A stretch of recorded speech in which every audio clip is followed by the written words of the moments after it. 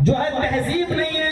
इनके बेटे ने मेरे साथ घोड़ा दौड़ाने की बात खुद कही, और जब मेरा घोड़ा आगे निकल गया तो उससे में उसके बेटे ने मुझे थप्पड़ मार दिया। ये कहाँ का इंसाफ है? खुद ही दौड़ लगाओ और पीछे रह जाओ तो उससे भी मुझे थप्पड़ मार दो। हजरत उमर फारूक ने उस 12 साल के यहूदी बच्चे के मुंह से जब ये सुना तो गोया जमीन में जलजला पैदा हो गया। कुर्सी छोड़ दी, खड़े हो गए और कहने लगे, आए यहूदी बेटे इधर आओ। आए अमर इब्ने आस, मैंने तुम्हें मुल्के मिस्र का गवर्नर बनाया। इस यहूदी बच्चे को इंसाफ क्यों नहीं मिला? इस यहूदी बच्चे को इंसाफ क्यों नहीं मिला? हजरत उमर फारूक अमर इब्ने आस से कह रहे हैं गवर्नर से, इस बच्चे को इंसाफ क्यों नहीं मिला? अमर इब्ने आस ने कहा, अमीरुल मोमिनीन, अल्लाह की कसम इस बच्चे ने हमसे शिकायत ही नहीं की। अगर शिकायत की होती तो मैं अब तक इंसाफ दिला दिया होता, न्याय कर दिया होता। हजरत उमर ने कहा, अब शिकायत मेरे दरबार में आ चुकी है, अब इंसाफ मैं दिलाऊंगा। उस यहूदी बच्चे से कहा, तू भी थप्पड़ मार इस बच्चे को। अमर इब्ने आस के बेटे को तू भी थप्पड़ मार। सबके सामने, मुल्के मिस्र की रियाया के सामने एक 12 साल के बच्चे ने अमर इब्ने आस के बेटे के चेहरे पर थप्पड़ मारा। हजरत उमर फारूक ने अपने खादिम से कहा, बेटे का बदला तो हो गया, यहूदी बच्चे ने अपना इंतकाम तो ले लिया, लेकिन आए मेरे खादिम, तुम मेरे साथ आए हो, मैं तुम्हें हुक्म देता हूं कि तुम एक थप्पड़ अमर इब्ने आस को भी मारो, मिस्र के गवर्नर को भी एक थप्पड़ मारो। और एक थप्पड़ हजरत उमर फारूक के खादिम ने अमर इब्ने आस के भी मार दिया। गवर्नर को अमर इब्ने आस ने थप्पड़ खाने के बाद कहा, अमीरुल मोमिनीन, ये कैसा इंसाफ है?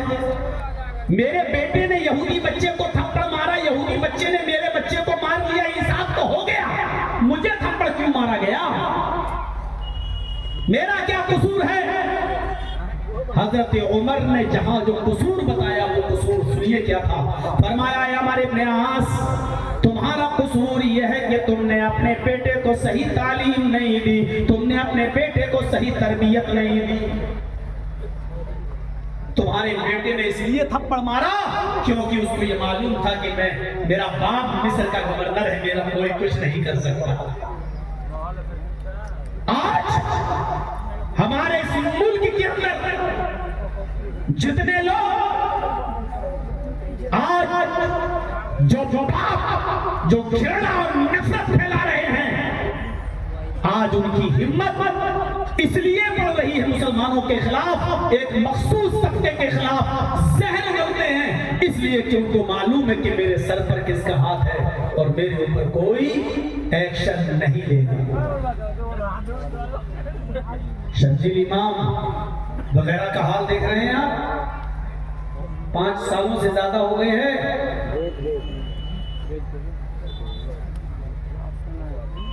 जिन धाराओं में बंद है उन धाराओं में इतनी सजा भी नहीं है जितने दिनों से वो बंद हैं, लेकिन बाकायदा पब्लिक को उकसाने वाला, देश के गद्दारों को गोली मारो, बाकायदा ये अनाउंस करने वाले और नारे लगाने वालों के खिलाफ एक FIR भी नहीं। क्यों? क्योंकि वो जानते हैं कि हमारे ऊपर किसका हाथ है। हमारी अक्सरियत थी, हम अकलियत के साथ क्या करते थे? तुम्हारी अक्सरियत है, तुम अकलियत के साथ क्या कर रहे हो? मापदंड देखो। अमर इब्ने आस, तेरे बेटे को हिम्मत इसलिए हुई थप्पड़ मारने की क्योंकि वो जानता था कि मैं गवर्नर का बेटा हूं, मेरा कोई कुछ नहीं कर पाएगा। ये थप्पड़ तुझे याद दिलाता रहेगा और अपने बेटों को और अपनी औलाद को तुम अच्छी तरबियत दो। ये अकलियत के साथ सुलूक, ये तो जान की बात रही, उनके माल की भी हिफाजत होती है। उनके माल की भी हिफाजत होती थी।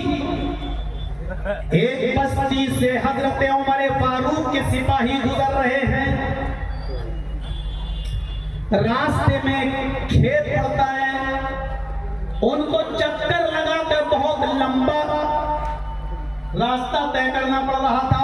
हजरत उमर फारूक के फौजियों को अगर वो दूर से रास्ते से जा रहे थे तो बहुत लंबा सफर हो रहा था, कई किलोमीटर कई मील का रास्ता, और गाड़ियां तो थी नहीं उस जमाने में, यही घोड़े और ऊंटों का सफर होता था।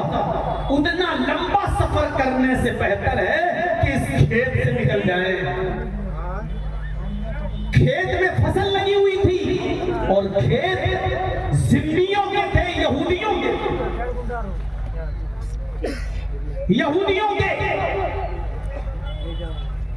हजरत उमर फारूक की फौज उन यहूदियों के खेतों से गुजरती हुई अपने घोड़ों को दौड़ाती हुई निकल गई और उनकी फसलों को तबाह बर्बाद करती चली गई। जो फसल थी उन फसलों को खराब करती हुई आगे बढ़ गई। इन जिम्मियों ने, इन यहूदियों ने जो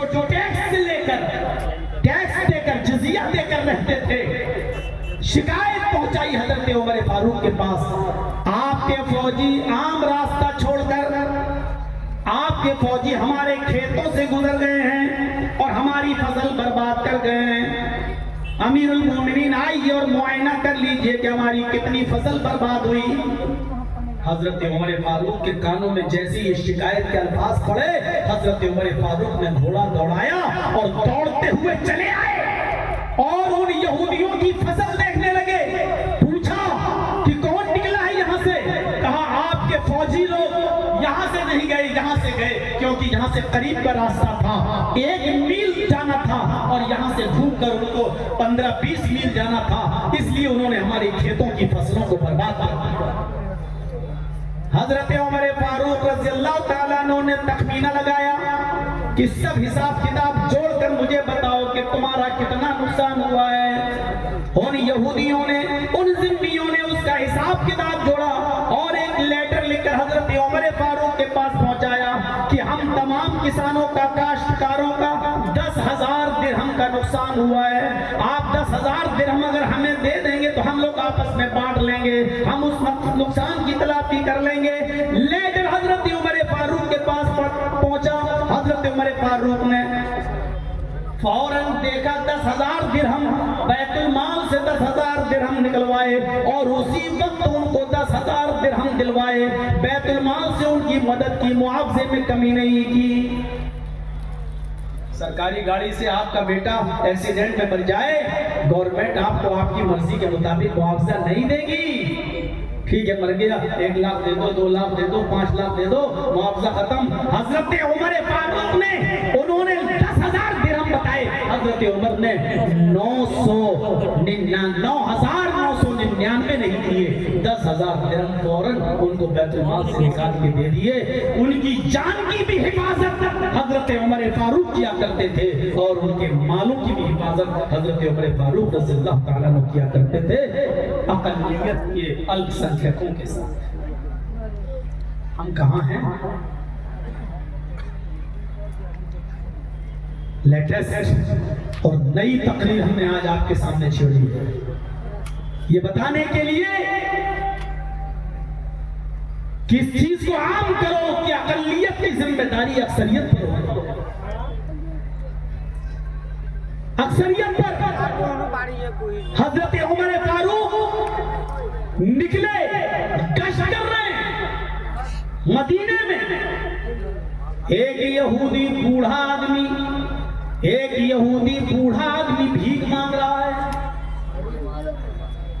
हजरत उमर फारूक रज़ियल्लाहु ताला अन्हु घोड़े से उतर जाते हैं और उस यहूदी बूढ़े आदमी के पास पहुंच जाते हैं। उस यहूदी बूढ़े आदमी के पास पहुंच जाते हैं और उस बूढ़े आदमी से पूछते हैं, तुम भीख कैसे मांग रहे हो? उसने कहा, अमीरुल मोमिनीन, खर्चा चलाने के लिए हमें आपके बैतुल माल से कुछ नहीं मिलता, बुढ़ापे को पहुंच चुका हूं, मुझे कुछ नहीं मिलता, उल्टा मुझे टैक्स भी देना पड़ता पड़ता है, जिजिया भी देना पड़ता है। जैसे आप लोग और हम लोग इनकम टैक्स देते हैं गवर्नमेंट को, ऐसे ही उस जमाने में जो यहूदी और ईसाई रहते थे वो जिजिया देते थे। भाई आप टैक्स दे रहे हैं, उसी टैक्स के पैसों से आपकी जान की और आपके माल की हिफाजत की जिम्मेदारी हुकूमत की है।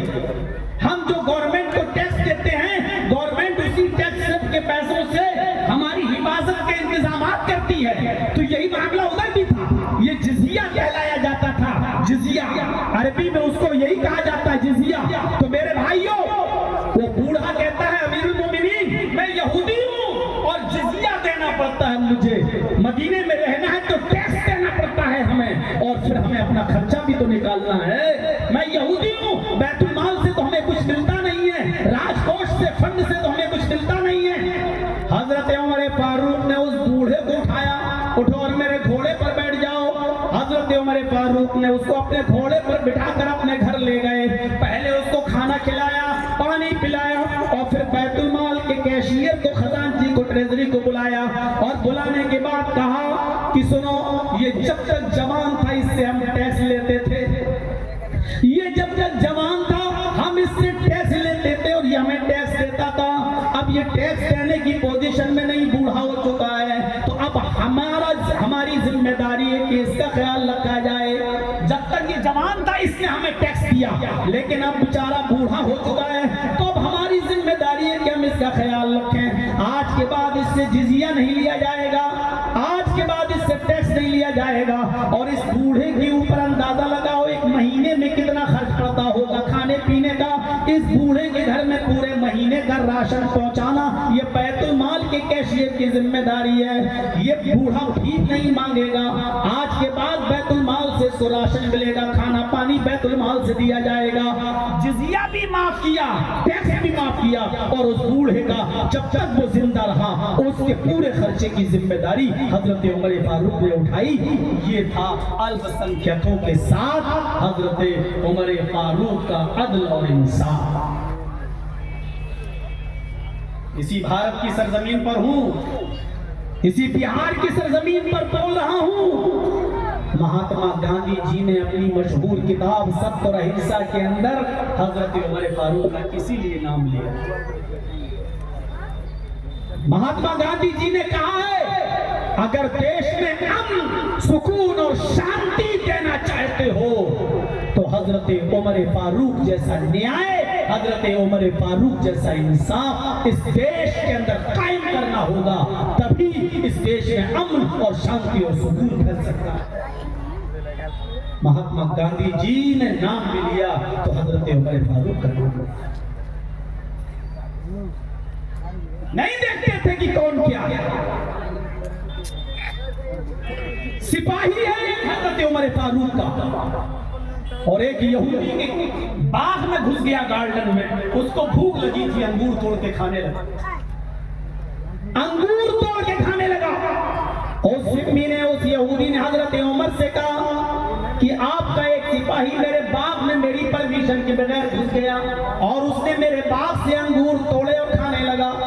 हजरत उमर उस यहूदी की शिकायत पर फौरन दौड़ते हुए आए और बाग में घुस गए। क्या देखते हैं कि वाकई उनका सिपाही उस बाग से अंगूर तोड़ के खा रहा था, हाथ भी पकड़ लिया। हजरत उमर ने कहा, क्या इस बाग के मालिक से तुमने परमिशन ली? तो सिपाही ने कहा नहीं। फिर तुम अंदर कैसे घुस गए? कहा अमीरुल मोमिनीन ये मेरी गलती है, मैं क्यों घुस गया, लेकिन एक बात आपको मैं बता देता हूँ। कहा बताइए। सफाई पेश करने का पूरा हक दिया। बोलो क्यों घुसे? कहा अमीरुल मोमिनीन मेरी ड्यूटी आपने यहाँ लगाई है, मैं यहाँ ड्यूटी कर रहा हूँ, आसपास कहीं कोई होटल नहीं, कोई खाने की चीज नहीं, और मेरी तनख्वाह इतनी कम है कि मेरी जेब में एक पैसा भी नहीं। मुझे शदीद भूख लगी थी, मुझे बहुत तेज भूख लग रही थी, मेरे पास और कोई रास्ता नहीं था, इसलिए मैं इस बाग में घुस गया।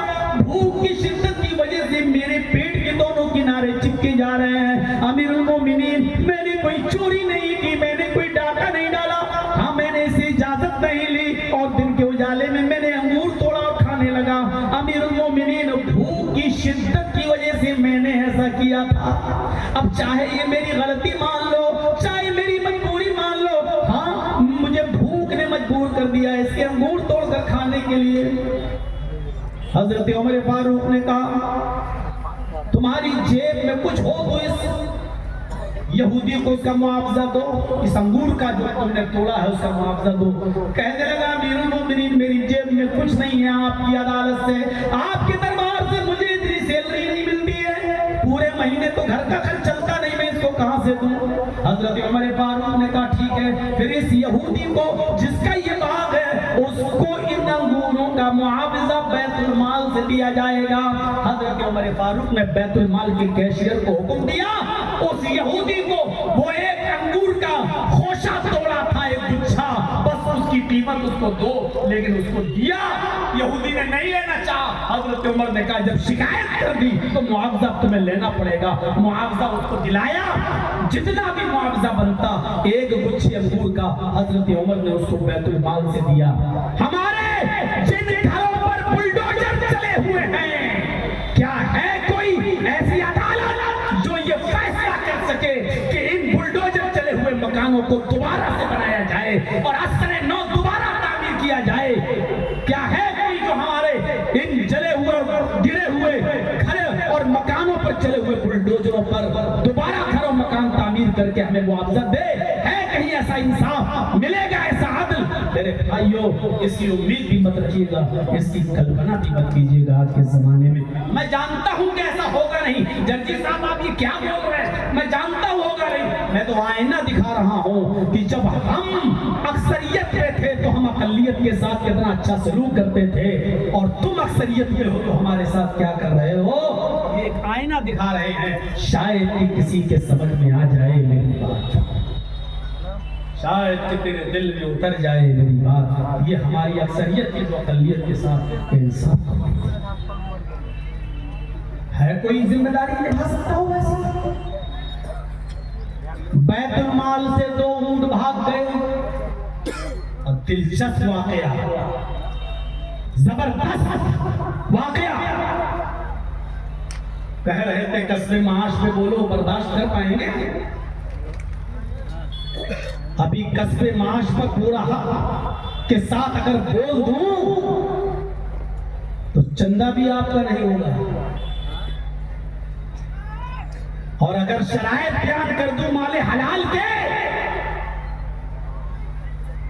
तो आप किसी मस्जिद में नमाज पढ़ने के लायक भी नहीं रह जाएंगे। आपके गांव में जो मस्जिद बनी है आपने ताउन लिया है सबसे ना, चंदा करके बनाया है, क्या सबका हलाल पैसा लगा है? क्या किसी का हराम का पैसा नहीं होगा? जब 10 रुपए में खरीदा हुआ कुर्ता 9 रुपए हलाल के और 1 रुपया हराम का उसमें मिला दिया, 9 रुपया आपने रिक्शा चलाकर हलाल की कमाई कमाया, और 10 रुपए का कुर्ता मिला, 10 रुपए की लुंगी मिली बाजार में, 1 रुपया आपके पास हराम का था, वो मिलाकर 9 हलाल के और 1 हराम का 10 रुपए में लुंगी खरीद ली। जब तक वो लुंगी आपके जिस्म पर रहेगी, आपकी एक इबादत, एक नमाज कबूल नहीं होगी जब तक वो कुर्ता रहेगा हमारे जिस्म पर। तो मेरे भाइयों, जब तक वो हराम कमाई उस मस्जिद में लगी रहेगी, उसका 1 रुपया भी लगा रहेगा, तो उस मस्जिद में हमारी नमाज कैसे हो जाएगी?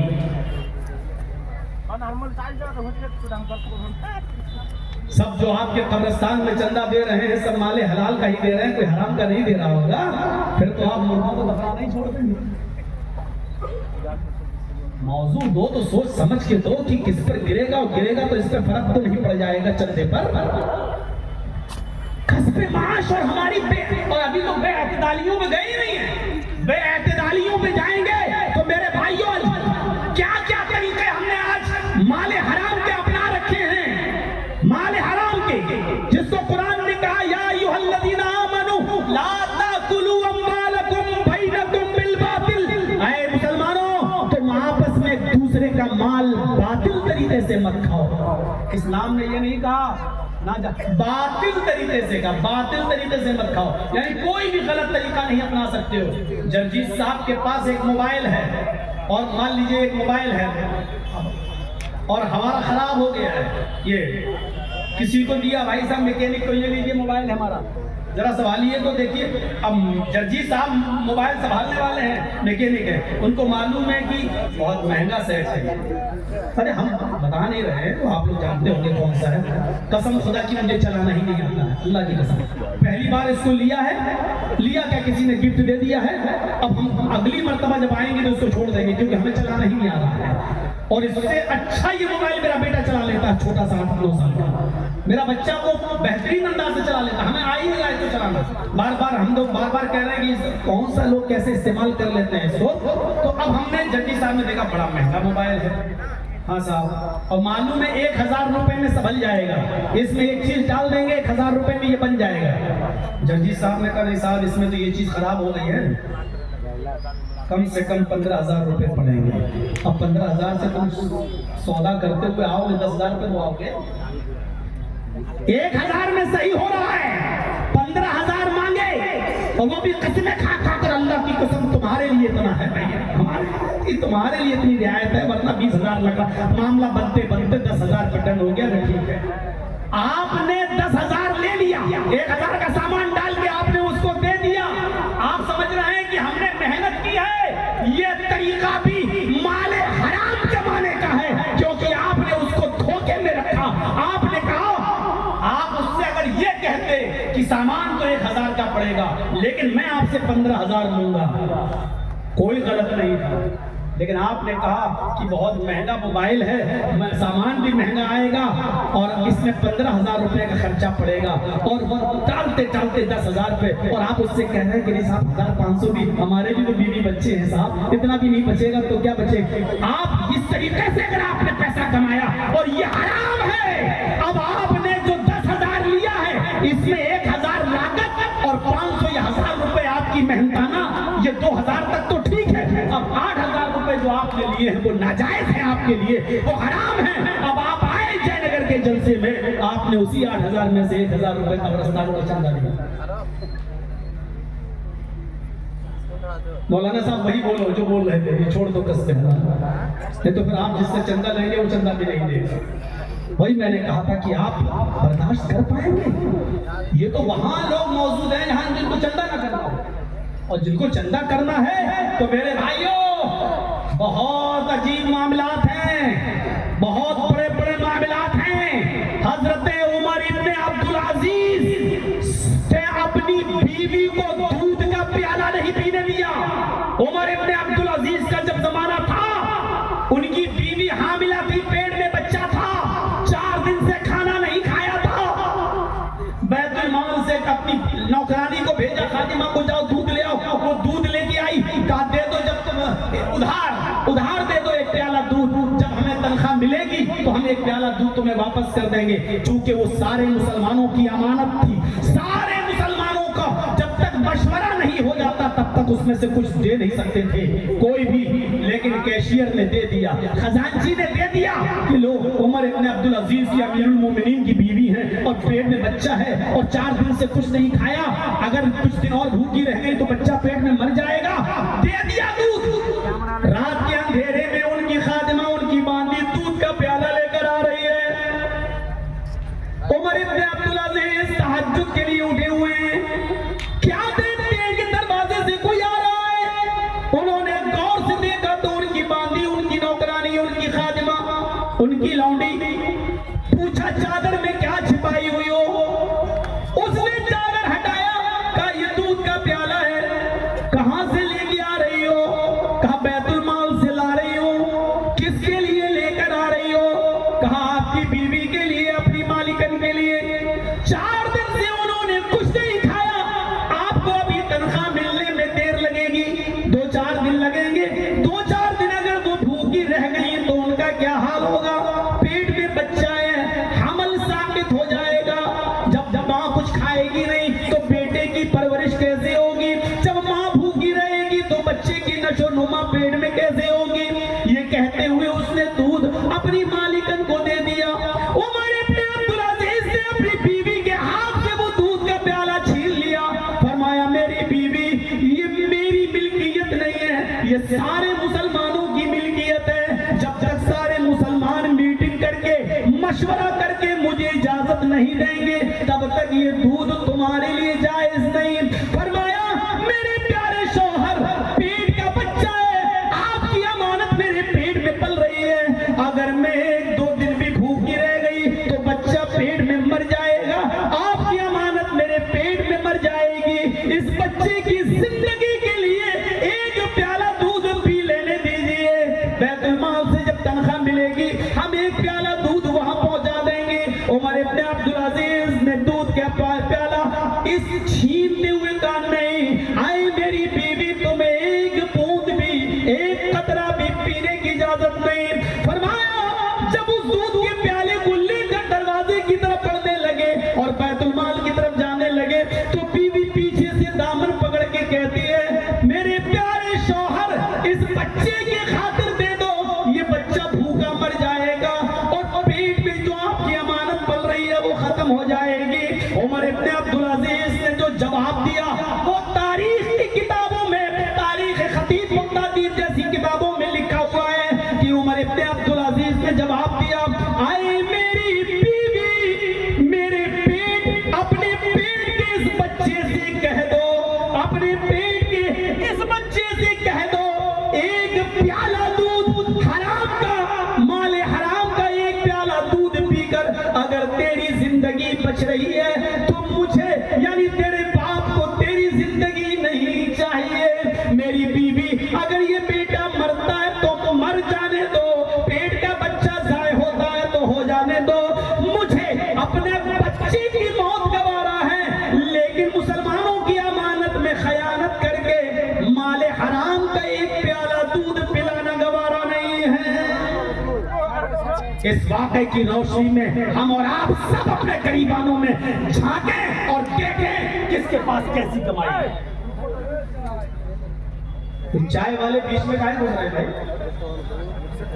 डिस्टर्ब करते हैं, बैठ जाओ, ए भैया बैठ जाओ,